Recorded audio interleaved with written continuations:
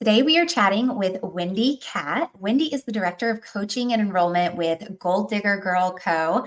She is a master coach and a social media strategist. She serves female entrepreneurs by teaching them simple systems and online strategies in sales and marketing. Using her experience, success proven strategies, and her no nonsense approach to coach her students towards success. I can 100% attest to the no nonsense approach, and I love it. She's also the creator of the Leading the Way Facebook community, the Leading the Way podcast, and author of Take Messy Action to Success, which is releasing later this year, 2023. I'm pumped for that. I can't wait. Fingers crossed it's going to happen. So let me turn it over to you. Share a little bit about yourself. It says here you've got over 30 years of experience in sales, marketing, leadership. Like, you've obviously got a lot of knowledge to impart. Just a lot of years. I've been on this earth for a while. I'm a single mom. I've been a single mom for 12 years. So a lot of my passion comes from needing to provide for my family. So now they're older, but when I first started, they were like 4 and 7. So now they're like mini adults. My daughter just turned 18, so she's about to go off to school. So things are a little different for me. But in the beginning, I was working full time, working a side hustle. And then I got to a point where I was like, all right, I want to do my own thing. So then I was doing, coaching and learning how to do my own thing, launching my own thing. So doing all the crazy stuff. But before that, I have experience I came out of college and went right into retail. And I actually went into visual merchandising. So it was like doing displays and like floor sets and stuff. Like I worked for Gap at one time. I worked for Coach and Delia's. Have you heard of Delia's before? It sounds familiar, but I can't place it. Your vibe. Like, I could see you being a Delia's girl back in the day. But I loved retail. I really did. I ended up getting out of that side because there's no money to be made in it. But it's nice and creative. And I kind of really was heavy into my creative side. I minored in art. And so majored in business, but minored in art. And I really thought I was going in that direction. I was going to work in New York and be like, all fancy, but that did not happen. So I happened to meet a mentor that, helped me get on track with management. And that kind of just like shot me to where I am now. Honestly, it kind of put me on that track. And I've been doing some type of management and sales and consulting my whole life. So that's my background. I wanted to actually ask you about what did that look like when you were a solo mom raising 2 kids and also building like multiple businesses? Because there's a lot of women in this audience that can relate to that sort of scenario. What did that look like for you? It looked like chaos, like total craziness. But you don't know. It's one of those things like when you're in it, you don't realize how crazy it is. Like, you're just doing. Like, for those that are out there that are single moms and like trying to figure it all out, you're in survival mode. It's just, and I didn't really realize that until I looked back and I could like reflect on what happened. You just do. And for me, I have my own passions and my own dreams anyway. Like, I'm a natural entrepreneur. Like, any retail job I worked it like it was my own company, like that's just how I am, and my dad was an entrepreneur. Like, that's how I grew up. So, when it came to the kids and then going through my divorce, I left a really good sales job because it was commission based, and I was mentally, for those that have been through anything traumatic in your life, divorce was very traumatic for me. And I had never experienced anything like that before. So trying to self-motivate and get yourself out the door to go meet a client, wasn't happening. You're like, no, today is not the day. Yeah. And I honestly wasn't in the role that long. I think I was going into like my second year. So when you're in sales, especially outside sales, it takes a while to develop your territory, develop those relationships. So if I had been in that role for a long time and had strong relationships, I would have been fine. But because I was in that growth state, like where I was building the relationships, I couldn't do it. And so before I got fired, I was like, I need to make a plan. I can't do this right now. So I actually ended up taking a job half my pay, but it was, Monday through Friday, guaranteed check, benefits, because I was losing my benefits. Like, it was all a mess. And so I did that. But the problem was is that my kids did not want to move from our house. They already had this upheaval of their dad moving out. And I wanted to move. I wanted to sell the house, move in with my parents for like a year, and then go buy a condo or something, because I don't know if you're a homeowner, but it's a lot of work, right? Mhm. And I was like, we had a pool at Yeah. the time, and I was like, I Something can't. breaks and you're like, shit. Yes. I'm like, I can't do all this. But then, you have these little ones that are just like your whole world. And I'm like, all right, we're not moving. And so we didn't move, but I actually had to get another job, because now I'm making half of what I was making, right? But at least it was confirmed, like it was solid. I knew I was getting these paychecks. So I ended up falling into network marketing through a friend at church who knew what I was going through. She knew my sales background. She's like, you kill this. And I was like, oh, okay, I'll do that. And I did. I had a lot of fun. I didn't build or anything my first year. I just had parties because it was direct sales. Like, I just had parties, and it was good for me, actually. It like made me be social. It made me get out there and be around other women and Mhm. have drinks and snacks. It was great. And I made money, and it was great.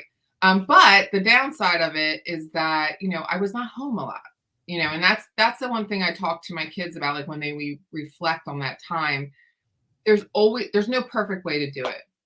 I was like, I could have just, I don't know, sold the house, got an apartment, maybe had to go on food stamps or something. You know what I mean? Like, maybe that's what the route I went would go, so I could be there with my kids all the time. I didn't go that route. That's not the route I wanted to go. So, I had to work more, so that what gave was time with my kids. But I'm so blessed that I have such a great support around me. I have my family. My parents are 2 streets away from me in my neighborhood. Like, they're right there. All my siblings are close. So I had a lot of support. My neighbors are amazing. So that was great. But, when kids are being mean, that's the first thing they'll be like, you weren't here. My daughter will be like, yeah, I had to like cook for myself at like 8 years old. And so I'm like, okay, that's not true. Like, like I had to run the household, I had to take care of my older brother. Like, she'll say things like that. And I'm just like, Yeah. You're okay. like, yeah, but would you rather be 21 years old and not know how to do your own laundry? Like, Yeah. Well, and that's now, right. And now she's 18, right? She just turned 18, and she's like, Mom, she's amazing. Like, she is like the girl that we want these young girls to be. And I'm so proud of her. And she does. She credits that. She's like, I don't regret any of that. It made me who I am. She is very independent, way more than my son. And my son is 4 years older than her, and he's mm, not. But we tend to baby boys, and yeah. she did step it up a little bit. He can do his laundry and all that, and he can cook, but she's making doctor's appointments for herself already. Like, I'm 18, I can do it myself. I'm like, oh yes, please do. Like, I don't want to do it. And then my son the other day was like, Mom, are you busy? I'm like, well, I'm working, because I'm Yeah. working. I'm at home, but I'm working. Yeah. Just because I'm home. He's like, I was hoping you could go to my passport appointment with me. For what? Like, what am I gonna do? Hold your hand? Like, just go. Like, boys. So, there's you gotta, look at the big picture. You gotta do what's, best for you, and what you're, listen to your gut, because listen, you're gonna make mistakes. It's not gonna be perfect. People are gonna be disappointed. It is what it is. But Yeah. I listened to my gut. I did what I had to do. I felt was right, and I just kept doing it. And was it perfect? No. It just, and I look back, I'm like, I could have done this better. I could have done that better. Of course, we all could, right?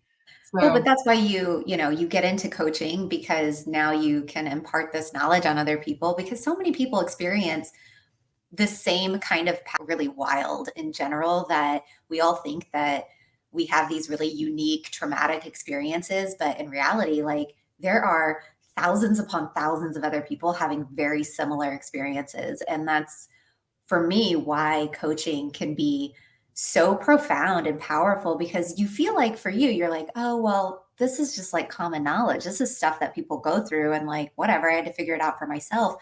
but it really isn't. Some people don't understand the questions to ask, the resources to find. And that's, for me, that's really the essence of coaching, is being able to sort of be that touch point of like, maybe I'm not the one with the answer that you're actually looking for, but I can at least be kind of like the vehicle that helps you Mhm. find it at Yeah. some point. And I personally, I think that's like where you excel really well with coaching, because we've been, what's it, like a year, right about a year, actually, September. So as we're recording this, about Mhm.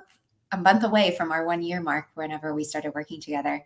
And that's what I think you're so great at, is just being a really good listener and being able to sort of absorb what you're hearing and provide maybe not the solution, but a multitude of solutions that people can go and try and make decisions for themselves. So obviously you had experience with kind of boots on the ground marketing back in the day whenever you were at your sales job, commission based. Yeah. A lot of the time you spend and the efforts you make can look really similar in the online space, Mhm. but it's a little bit on its head because it's online versus like getting out into the world. How do you find like when you're coaching the students in the gold digger world, or just in general, um, pushing through some of those roadblocks that they have, like how they show up on social media, how they connect with people, and making those sales? Yeah. Um, so it's interesting because like I really look at social media as such a blessing. Like I I could never have been as successful as I was in my network marketing job without social media. I mean, I know there's goods and bads to it, but like ultimate, like it's amazing. And every time I use it, I think like that. Like I'm like, do you understand like how much we get done in a day compared to what our ancestors did, our moms and our grandmothers and Tupperware ladies, like like the tools that are in front of us. It's amazing, right? So it's just, Yeah. I think that when it comes to like working with my students and stuff and like helping them move through things, like I always try to go back and ground myself with that social media is such a blessing and a tool. Like I want them to understand that. Like, do you understand how easy it is to be in business these days? Yeah. Like you literally just need to be, it's all up here. So it's like you literally just need to be passionate about something and all the tools are there for you. And most of them are free. I Yeah. mean, we have to pay for some that make our lives even easier, but there's a lot of tools to get you started that are free. So just helping them understand that, like focus on your passion and your gift. Everything else we're gonna figure it out. Like you're Mhm. not born knowing social media, I right? know, right? We think that we should know how to use it just because it's like there and it's so prevalent in the world. But really, like 3 years ago, I did not know what the hell I was doing on social media. I'm like, here's how to post a photo dump of vacation. Like, that's all I knew how to do. Amazing, right? So Yeah. it's getting people to understand that and not get frustrated because we are in this world of like everything happens so fast and look how successful that person is and everything. I mean, think about it, Sarah. We had that conversation back in September. You weren't even clear on what you wanted to do in September. Mm-mm. Nope. And look how successful you are. I feel like you've been in this role forever, but it hasn't been forever. It's No. only for a couple months, but you're an expert. Like people already are like clamoring about Sarah this, Sarah that. They, like she's amazing. You're just a natural at what you're doing. And it's not even been, I don't even think it's been 6 months. Yeah. No, So, it hasn't. Not that I've been doing what I'm doing right now. right.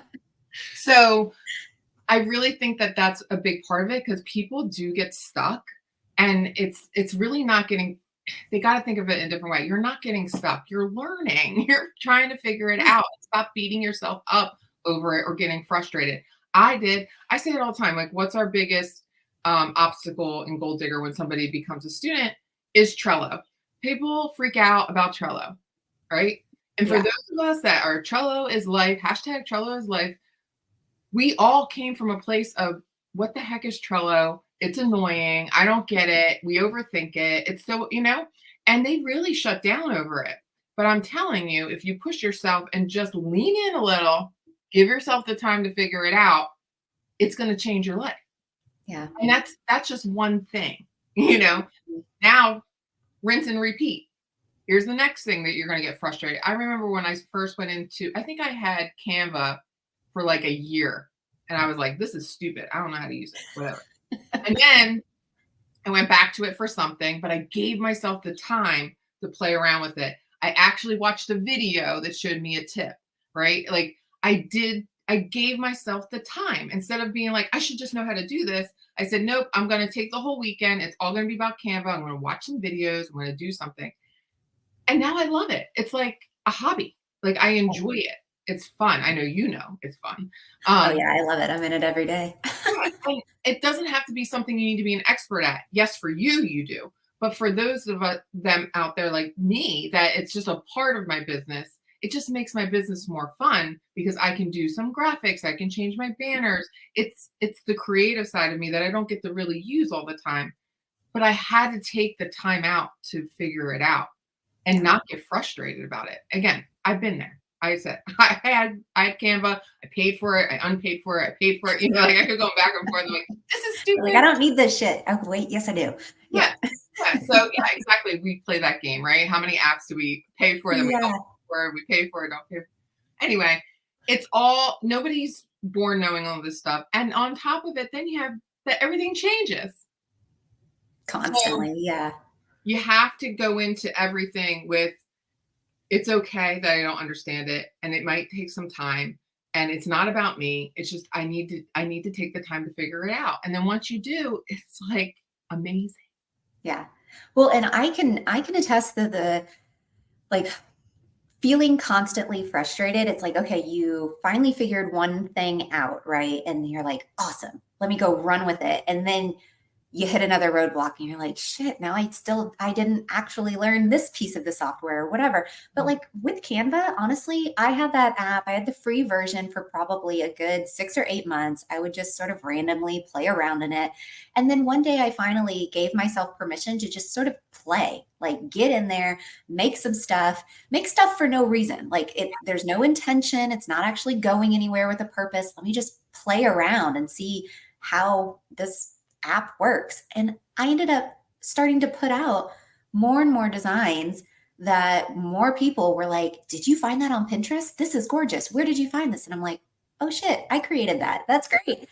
So, but that whole perspective of like, yeah, I was ready to just sort of throw in the towel and be like, I don't get it. I don't know. But because I gave myself permission to just play and take, a page out of your book to come, take messy action, you just do it.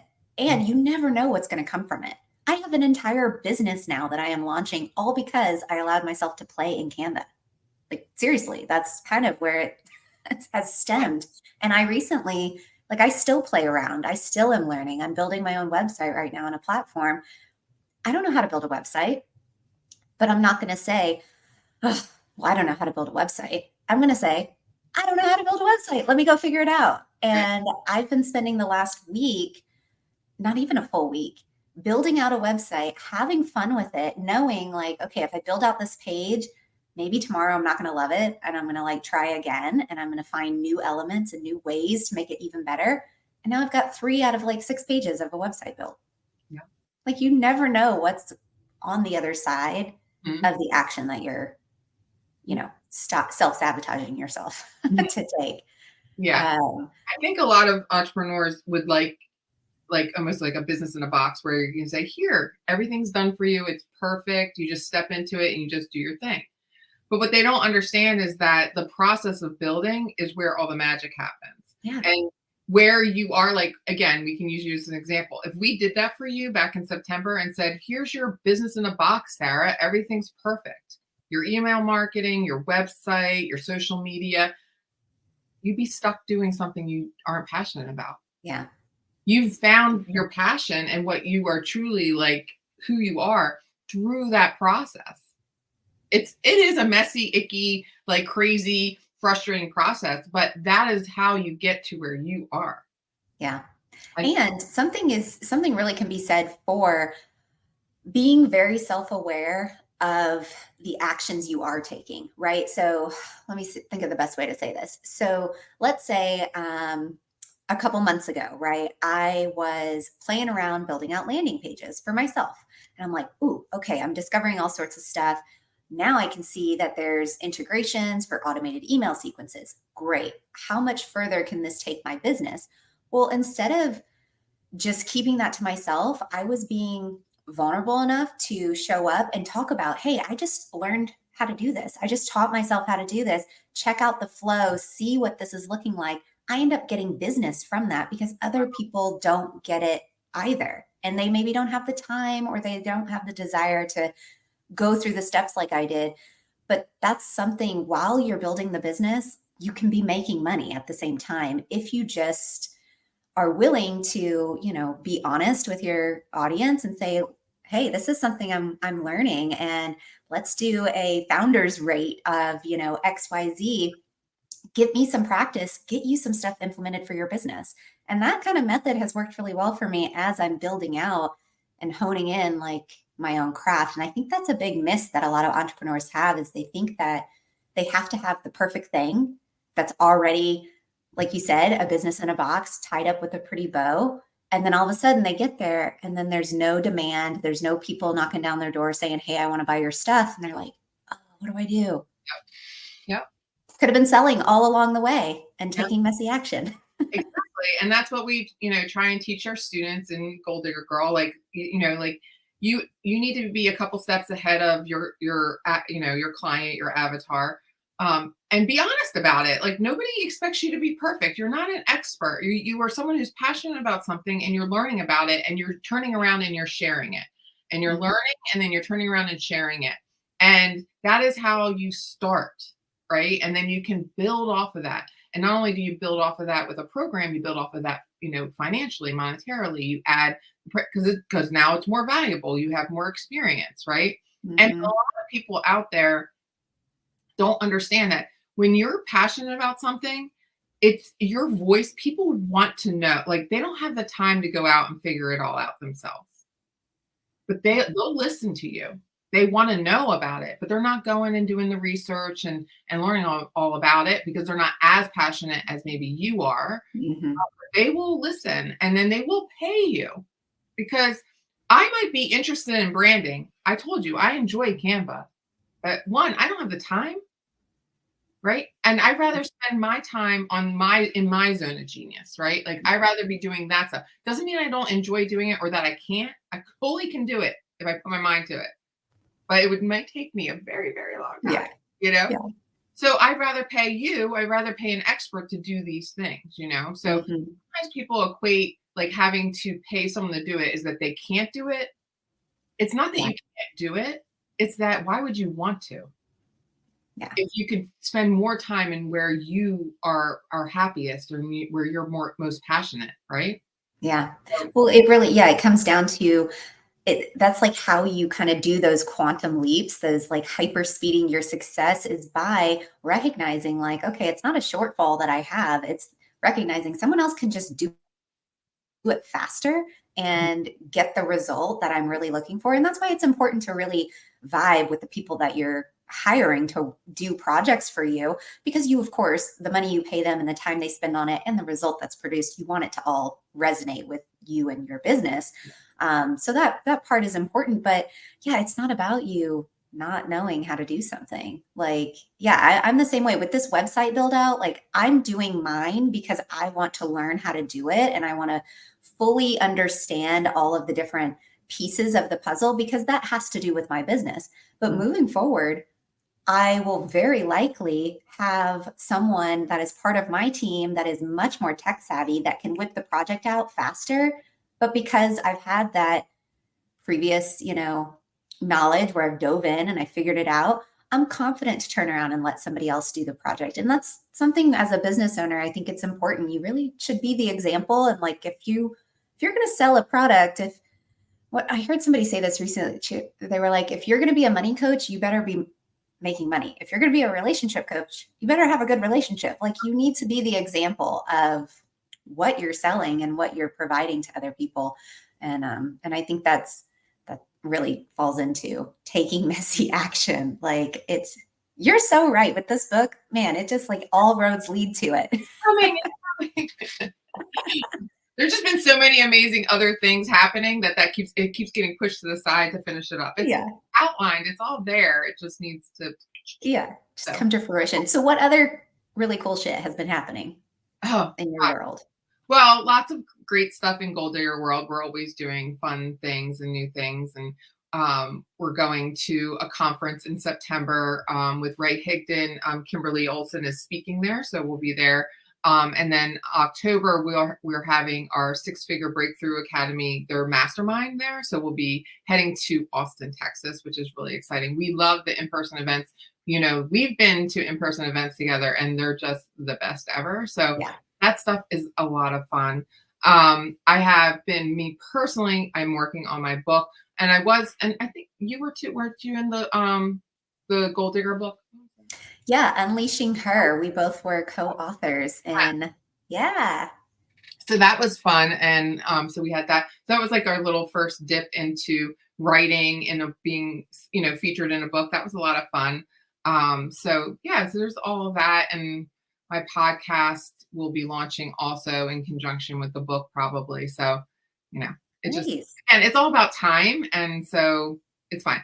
And my daughter's going off to college at 2 weeks. Oh And my so gosh. life is changing like completely, and I'll be like an empty nester, I guess. And so, it's just adjusting to not being like full-time mom. Like I've been that's the biggest adjustment right now for me, I think, because my whole life, or at least the last 12 years for sure, but really my whole probably last 22 years has been all about my kids. And making sure that, I'm doing everything as a mom, and not that it doesn't stop, but it will be different because they're not in the home. And, it's just not an everyday occurrence. And just watching them grow and become little adults, it's weird. I'm like, I can't be that old, but I am.